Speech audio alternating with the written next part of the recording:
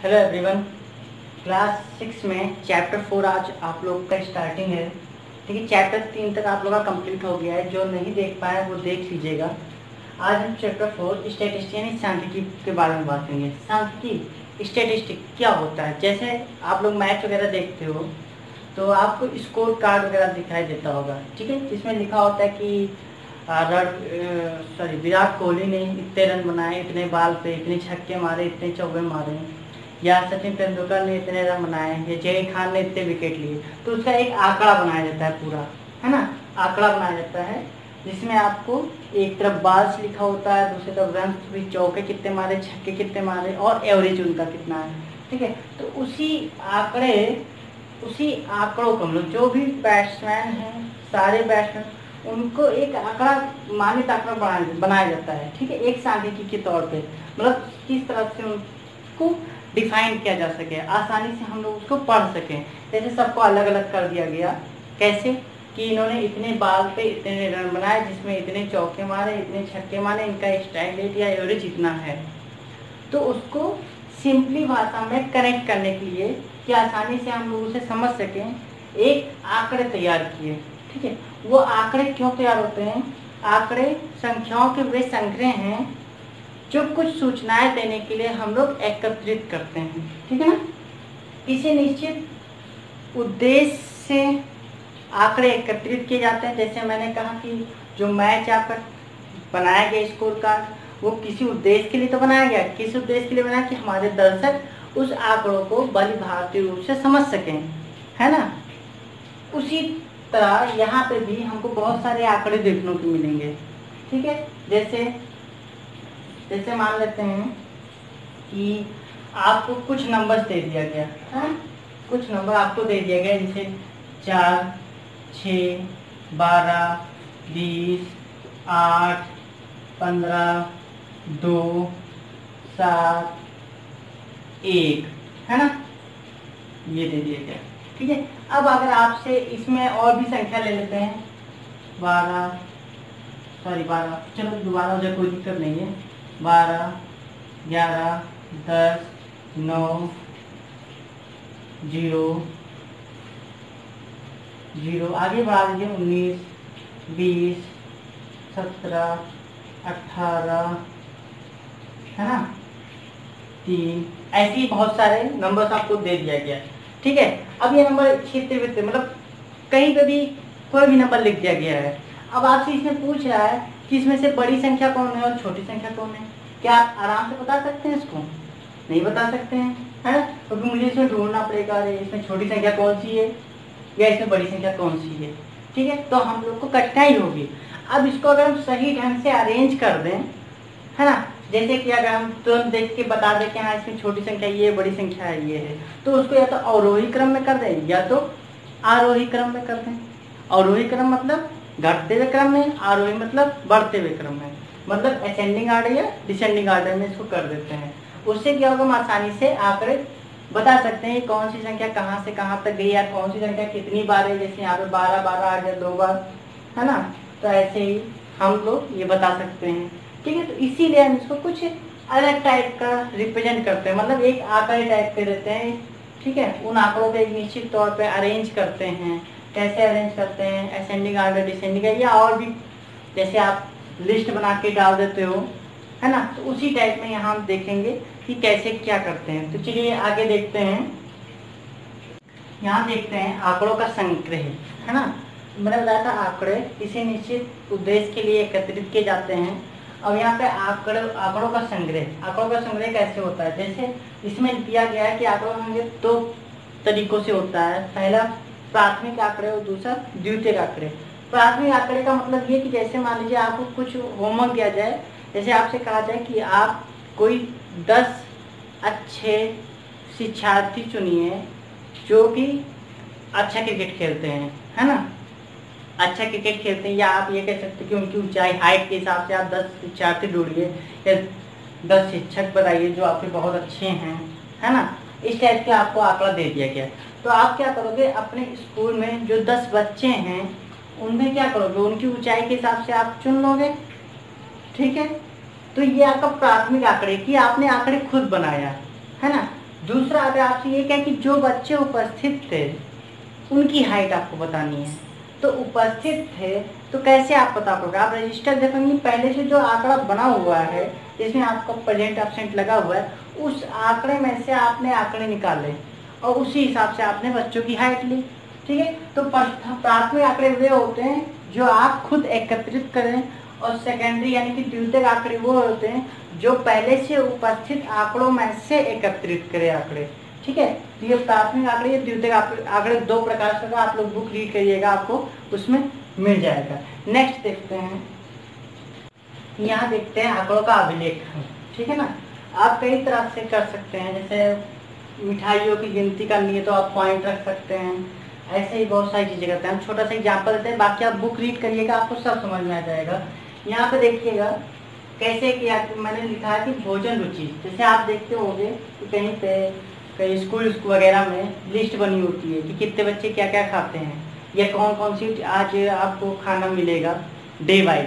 तो यहाँ पे देखते हैं कुछ इस टाइप का बना दिए हैं छोटा सा कि भोजन रुचि कितने लोग हैं और खींची गई लकीरें और लकीरों की संख्या। ठीक है, तो यहाँ पे मैंने देखा रोटी कितने लोग खाते हैं, 12 लोग, तो 12 लकीरें मैंने खींच दी। उसके बाद चावल, केवल रोटी खाते हैं ये केवल चावल खाते हैं 5 लोग, और जो दोनों खाते हैं रोटी चावल वो 21 लोग हैं। अब यहाँ पे ये मत देखिएगा सर रोटी इतने खाते हैं चावल इतने, तो ये 21 कैसे हुए, ये केवल आपको डाटा दिया गया समझाने के लिए, है ना, क्योंकि आप जोड़ के करते हैं कि 12 5 17 हो गए तो 21 कैसे हुआ, ऐसा नहीं, केवल आपको समझाने के लिए आंकड़े दिए गए हैं। ठीक है ना, यहाँ पे देखिए, यहाँ पे मैंने कुछ इस टाइप की लकीरें खींच दी, इसी को आपको थोड़ा सा चेंज करना है। जैसे यहाँ पे देखिए इस टाइप में तो हमें संख्या ऐसे बहुत लंबी ले जानी पड़ेगी। ठीक है, जैसे थोड़ा बड़ा आंकड़े में देखिए 21 आ गया तो कितना लाइन खींचना पड़ा, तो इसे हम टेली मार्क की मदद से कर देते हैं। टेली मार्क की मदद से कैसे, जैसे मान लीजिए यहाँ पर 5, ये 1 2 3 4 मैंने खींच दिया, और जब 5 खींचेंगे तो ये पीछे यहाँ से ऐसे कट कर देंगे। ठीक है ना, इसे टेली मार्क कहते हैं और इसको हम क्या मानेंगे 5। ठीक है, तो उस टाइप में इसको अरेंज कर लेंगे। ठीक है, इसको टैली चिन्ह कहते हैं, मिलान चिन्ह होता है जिसे हम 5 बोलते हैं। ऐसे यहाँ पे हम क्या करेंगे, यहाँ पे कितने थे 12 थे, तो हम 1 2 3 4 5 5 हो गया, 1 2 3 4 5 10 हो गया, और यहाँ पर 2 12 हो गया। ठीक है ना, ऐसे हम रिप्रेजेंट कर सकते हैं। यहाँ पे 5 है तो इसको भी 1 2 3 4 5, यहाँ पे 21 है तो जैसे 1 2 3 4 5 1 2 3 4 5 1 2 3 4 5 15 हो गया, तो 20 आना है 1 2 3 4 5 20 हो गया, और ये 21 हो गया। तो इस तरह से आप जब रिप्रेजेंट करोगे तो इसे टैली चिन्ह कहते हैं, यही टैली चिन्ह की मदद से आप रिप्रेजेंट कर सकते हैं। ठीक है, नेक्स्ट देखते हैं, आगे देखते हैं आंकड़ों को व्यवस्थित करना कैसे करेंगे। आंकड़ों को व्यवस्थित करने के लिए 2 मेथड हम यूज करते हैं, पहला आरोही क्रम या अवरोही क्रम में, दूसरा वर्गीकरण में। तो आरोही अवरोही क्रम में पहले देखते हैं कैसे करते हैं। जैसे मान लीजिए कुछ आंकड़े मुझे दिए गए हैं, है ना, जैसे 10 6 4 12 5 7। ठीक है, तो इसे जब हम आरोही अवरोही क्रम में करेंगे तो आरोही क्रम में अगर मुझे करना है तो इसको कैसे करेंगे, स्टार्ट कहाँ करेंगे, आरोही क्रम असेंडिंग ऑर्डर में बढ़ते हुए क्रम में, तो 4 5 6 10 7 10 और 12। ठीक है ना, इसे अवरोही क्रम यानी डिसेंडिंग ऑर्डर में कैसे करेंगे, 12 10 7 6 5 और ये आपका 4। तो ये 2 तरह से आप व्यवस्थित कर सकते हो। इसमें आराम से आप बता सकते हो कौन सी बड़ी संख्या है कौन सी छोटी संख्या है, किन 2 संख्याओं के बीच में सारी संख्या दी गई है ना। तो ये 4 और 12 के बीच में बता सकते हो या 12 और 4 के बीच में बता सकते हो, सारी संख्या दीजिए। तो ये तो आपका आरोही अवरोही क्रम में व्यवस्थित हो गया। लेकिन जब कभी कभी बहुत सारी संख्या आ जाती है तो मुझे आरोही अवरोही क्रम में भी दिक्कत होती है व्यवस्थित करने में। ठीक है, तब हम क्या करते हैं, तब हम उसे वर्गीकरण की मेथड से करते हैं। ठीक है ना, जैसे बहुत सारी संख्या होगी तो आप आरोही या अवरोही क्रम में नहीं व्यवस्थित कर सकते हो, तब आप क्या करोगे, तब आप उसे वर्गीकरण में करोगे। वर्गीकरण में आपको कई तरीके मिलेंगे, है ना। तो चलिए देखते हैं कौन कौन से तरीके वर्गीकरण में मिलेंगे आपको। यहाँ देखते हैं कि वर्गीकरण के आधार पर हम कैसे बांटते हैं, है ना। तो वर्गीकरण के आधार पे आप क्या करोगे, दो मेथड अप्लाई करोगे, पहला गुणों के आधार पर और दूसरा वर्ग अंतराल के आधार पर। ठीक है, गुणों के आधार पर जैसे आप समझ लीजिए, इसमें मान लीजिए हमें गांव में लोगों की संख्या देखनी है या मुझे एक सिटी में देखनी है, तो सिटी में के अंदर गांव भी आते हैं। ठीक है, एक शहर में गांव भी आपके आते हैं और सिटी भी रहते हैं। तो इसमें देख लेते हैं गुणों के आधार पर कैसे करते हैं। इसमें हम बात कर लेंगे कि जो प्रदेश है आपका, उसमें ग्रामीण इलाके कितने हैं या शहरी इलाके कितने हैं और टोटल कितने हैं। ठीक है ना। तो ग्रामीण इलाकों में देखेंगे तो क्या करेंगे, गुण के आधार पर बांटेंगे। मतलब ग्रामीण है तो ग्रामीण वाले कॉलम बना देंगे, शहरी है तो शहर वाले कॉलम बना देंगे और टोटल योग देख लेंगे और प्रदेश कितने। तो ये क्या गुण के आधार पर। या कुछ और ले लो, जैसे मान लो हम कुछ बच्चों को सिलेक्ट किए, अब कुछ बच्चों के हम गुण देखेंगे कि जो अच्छे बच्चे हैं, वैसे तो हम डिफाइन नहीं कर सकते कौन से बच्चे अच्छे हैं और कौन से खराब हैं, लेकिन एक पढ़ाई के आधार पर उनके नंबर के आधार पर हम बांट सकते हैं कि जिसके जिसके नंबर 20 के ऊपर आए वो इस ग्रुप में रहेंगे, जिसके इसके नंबर 10 के ऊपर आए वो इस ग्रुप में रहेंगे। तो उस टाइप से हम लोग बांट सकते हैं आराम से गुण के आधार पर। ठीक है ना। ऐसे वर्ग अंतराल के आधार पर बहुत सारी संख्या होगी तो मुझे गुण के आधार पर भी नहीं बांट सकते हैं, है ना। तो हम क्या करेंगे, उससे हम वर्ग अंतराल के आधार पर, मतलब हम बता देंगे कि 10 से 20 के बीच में जितने भी लोग हैं वो सब यहाँ रहेंगे, 20 से 30 के बीच में जितने भी लोग हैं वो यहाँ रहेंगे। इसी तरह हम एक एक वर्ग अंतराल ले लेंगे, उसी के आधार पर हम बांटते हुए चले जाएंगे, है ना। तो ये दो तरह के वर्गीकरण के जरिए हम आंकड़ों को व्यवस्थित कर सकते हैं। पहला तो मैंने कहा आरोही अवरोही क्रम में और दूसरा वर्गीकरण क्रम में। तो आरोही अवरोही क्रम में बता दिया। वर्गीकरण में हम दो तरह के गुणों के आधार पर और वर्ग अंतराल के आधार पर। गुण के आधार पर मतलब वो कैसा इंसान है, मतलब क्वालिफाइड है, पढ़ा लिखा या पढ़ा लिखा, मतलब कि अनपढ़ है। अनपढ़ मतलब आप कह सकते हो कि बिना पढ़ा लिखा। ठीक है, इस आधार पे आप रख सकते हो। और दूसरा वर्ग अंतराल के आधार पर, जैसे 10 से 20 के बीच में कितने लोग आते हैं वो इसमें रहेंगे, 20 से 30 के बीच में कितने लोग आएंगे वो उसमें रहेंगे। ठीक है ना। एज के हिसाब से भी आप वर्ग अंतराल बना सकते हो कि 5 से 10 साल की उम्र के बच्चे इस ग्रुप में रहेंगे, 10 से 15 साल तक की उम्र के बच्चे उस ग्रुप में रहेंगे। तो ये आप एक वर्ग अंतराल, जैसे इसमें 5-5 का डिफरेंस हुआ तो एक अंतराल मिल गया आपको। तो वर्ग अंतराल के आधार पर आप उसमें आंकड़ों को व्यवस्थित कर सकते हैं। ठीक है ना। चलिए आगे देखते हैं। चलिए आगे हम एक्सरसाइज 4A देखते हैं। 4A देखते हैं। 4A में आपने देखा, क्या देखा, पहला क्वेश्चन कह रहा है किसी मोहल्ले में 10 परिवार में सदस्यों की संख्या निम्नलिखित ज्ञात की गई है। ठीक है, तो 10 पहला क्वेश्चन है, किसी मोहल्ले में 10 परिवार। ठीक है, 10 परिवार क्या दिया गया है, सदस्यों की संख्या की 10 परिवार में कितने सदस्य। तो लिखा हुआ है 6, 8, 3, 2, 4, 5, 9, 7, 3, 6, 5, 9, 7, 3, 6, है ना। कितने हो गए, 2, 2, 4, 2, 6, 2, 8, 2, 10। ये 10 परिवार में सदस्यों की संख्या है। पहले परिवार में 6, दूसरे में 8, तीसरे में 3, चौथे में 2, इसी तरह सारे सदस्यों की संख्या दी गई है। क्या कह रहा है, इन आंकड़ों को आरोही क्रम में व्यवस्थित किया। तो आरोही क्रम में लिखना है तो आरोही क्रम में आप लिख सकते हो,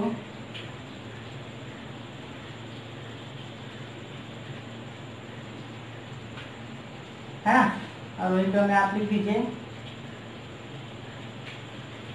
सबसे छोटे कौन सा है, 2 है, फिर 3 है, दोबारा 3 है, उसके बाद 4 है आपका, 5 है, 6 है, दोबारा 6 है, 7 है, 8 है और आपका 9 है। तो कितने हो गए, 3, 3, 6 और 4, 10।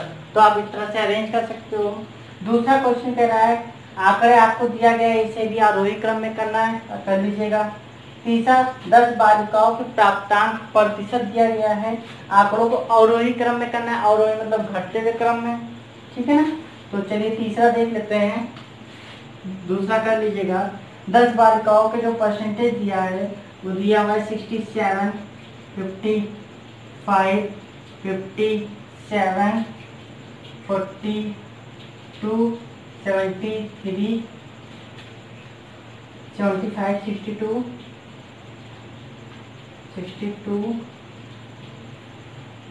61, 74, एंड 33। कितने में 10 हो गया, 3 3 6 4 10। इसको और रोही क्रम में करना है तो रोही क्रम में कर दीजिए।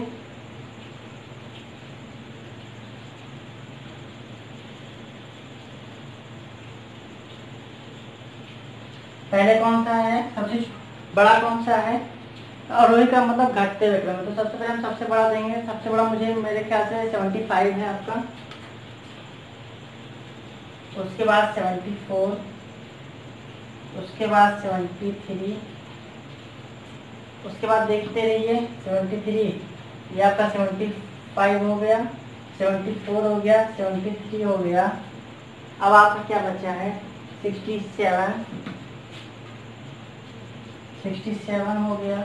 उसके बाद 67 के बाद 60 वाले कितने हैं, 62 है, 61 है ना। अब 61 के बाद 57 है, उसके बाद 55 है, 55 के बाद आपको कौन सा मिलेगा, 42 और 33। देखिए कितने हो गए, 10 1 2 3 4 5 6 7 8 9 10 है ना। तो ये आपका हो गया अवरोही क्रम। तो ये तीसरा आपका हो गया। चौथा देख लीजिए क्या कह रहा है।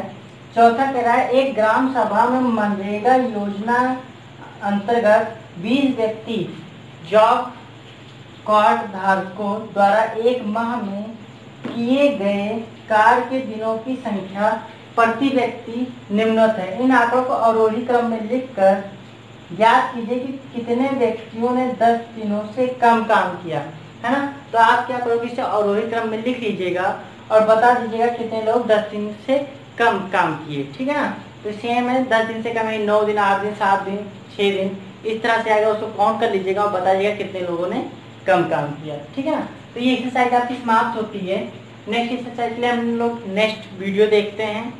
तब तक के लिए नमस्कार, धन्यवाद।